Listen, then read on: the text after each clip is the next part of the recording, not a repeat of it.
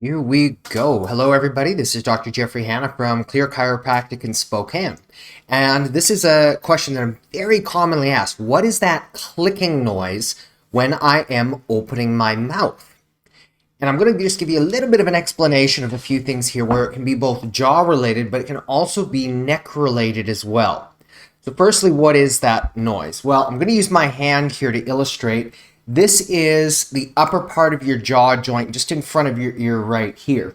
And normally, the jaw itself should fit in the socket like this, if this is toward the front and this is toward the back right here. And as you open your mouth, your jaw will slightly turn and slide down like this. So, over-exaggerated, of course. Now, to protect the inside of that area, there is a little piece of cartilage. It's not unlike the cartilage in your knee, but much, much thinner. And as you open your mouth, what that cartilage is designed to do is it's designed to slide to facilitate that normal movement. The problem is if your jaw is either A, not moving properly, or B, your jaw has gotten compressed, it deforms that cartilage and it starts to, as it moves, it starts to flick back and forth like this. So let's have a look at a couple of those reasons. First, I'm going to talk about the structural side of the equation. This is where something has happened with how your teeth come together itself. It could be that you had a head injury of some kind, a jaw injury of some kind. It could be that you had had some dental work in the past that was designed to straighten your teeth. But as a consequence of that, it's putting abnormal pressure into your jaw. And as a consequence of that, the normal resting position of your jaw, again, which should be something like this, is that it is shoved too far back, like that. Now that little groove right there is normally where that cartilage should be located. So if your jaw has slipped backward like this, that cartilage has nowhere to go but forward. And as a consequence, when you open your mouth, click, click, click, it's that abnormal rubbing over a period of time. And it's a very, very distinct click kind of sound. The other possibility is that your jaw, simply put, is not moving the right way. We know this over and over and over from the research. It's that the alignment and the motion of your neck has a profound impact on controlling the muscles that actually facilitate this normal jaw movement. In other words, if the joints of your neck are not moving properly, they in turn can cause your jaw to be moving abnormally. So the problem is not the resting joint position, it's that the muscle tone is not causing it to track exactly smooth. And a very simple test that I have all of my clients do looking at this is simply put, open your mouth. When you open your mouth, it should open in a nice smooth straight line like this. If the jaw goes sideways, that is a telltale sign that you're dealing with a structural issue, in which case you're going to need to consult with a neuromuscular dentist. I can adjust you till I'm blue in the face. That will not solve the underlying issue. On the other hand, if your jaw does this, kind of a little zigzag effect, that's a telltale sign that we're dealing with a neuromuscular issue. Something is affecting the way that the jaw should be moving, and the usual culprits are going to be the C1, the C2 vertebrae in the neck. Now, is it possible that you can have both of these things going on at the same time? The short answer is absolutely yes. And if that's the case, as much as we wish that we could say, yep, here's going to be the one simple solution, it's a little bit more complicated than that. And in fact, I saw a very interesting case just last week who had a very, very peculiar presentation. This person's jaw was not moving properly at all. It was quite very compressed. And we were able to do a couple of little adjustments in order to get that jaw moving properly again.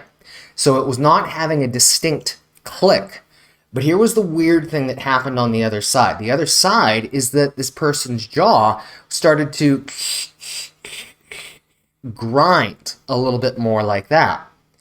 Now, the grinding sound that would usually happen, that when I've seen that is usually if a person has osteoarthritis through the jaw joints themselves. Now, here was the thing. This person was about 30 years old.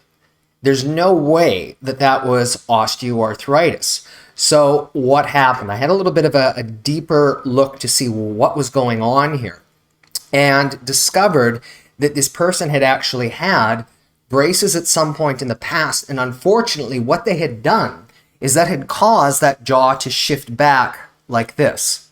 Now, here's an interesting thing that we know about joint surfaces. If joint surfaces are under chronic tension for a long period of time, they start to remodel themselves. Think of it like an old screen door that if it's ever bumped off track, it starts to develop a new groove. And that new groove will help it to move, but it's not the original position. Okay?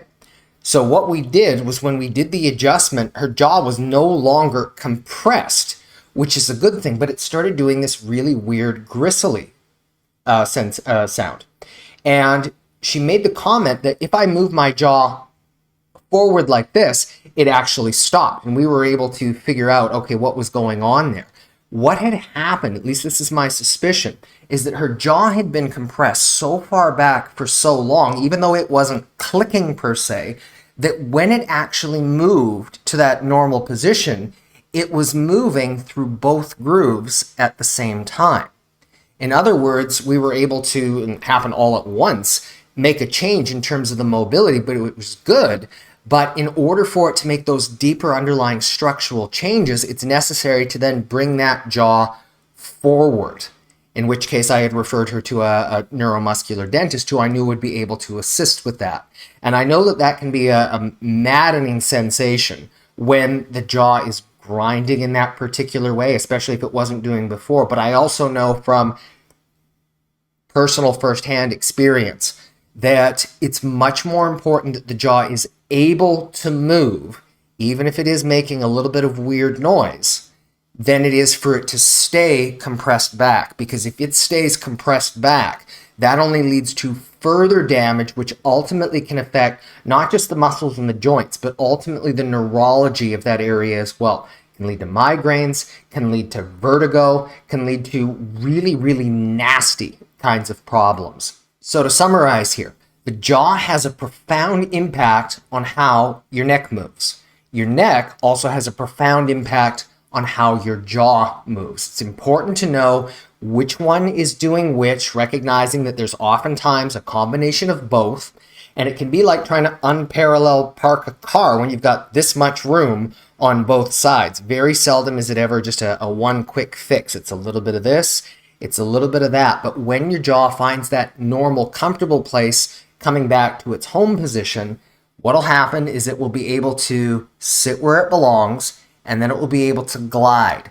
When that happens, that takes the pressure off of that cartilage, and ultimately that clicking sensation can start to settle down. Hope that makes sense. Hope you've enjoyed this video. If you have, please do like and subscribe to the channel. Share this video with friends and family who you think would benefit from it.